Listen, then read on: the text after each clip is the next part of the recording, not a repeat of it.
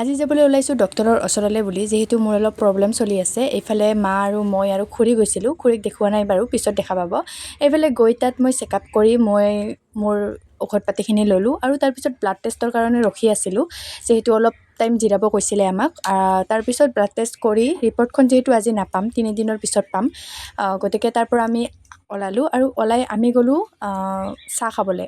চাহ আৰু চিঙৰা খাইছোঁ, বিশেষ একো নাখায় বোলে খুৰী আৰু মা, তো তাৰ কাৰণে চাহ আৰু চিঙৰাকে এইফালে অৰ্ডাৰ দিছোঁ। আৰু সেইটো খোৱাৰ পিছত আমি ঘৰমুৱা হ'লোঁ, যিহেতু বতৰৰ অৱস্থা একেবাৰে বেয়া আছিলে। আৰু এইফালে ঘৰ আহি মই গা পা ধুই মোৰ গাটো অলপ বেয়া লাগি আছিলে, তো মায়ে ক'ল যে গাখীৰ গৰম দিছোঁ, গাখীৰ খা। একাপ গাখীৰো খালোঁ আৰু তাৰপিছত এয়া মোৰ ঔষধ পাতিখিনিতো দেখিছে, এইবোৰ খাব লাগিলে হৈছে আৰু মোৰ মাথা চাথা একেবাৰে কাম নিদিয়া হৈছিলে, কাৰণ মই ঔষধ খাই বহুত বেয়া পাওঁ, যিহেতু খাবও লাগিব, উপায়ো নাই ভাল হ'বৰ কাৰণে। আৰু ৰাতি ভাত খোৱাটো বাৰু নেদেখালোঁ। তাৰপিছত এইফালে মই ঔষধ পাতি খালোঁ আৰু আজি এইখিনি আছিলে, আহিছোঁ, বাই।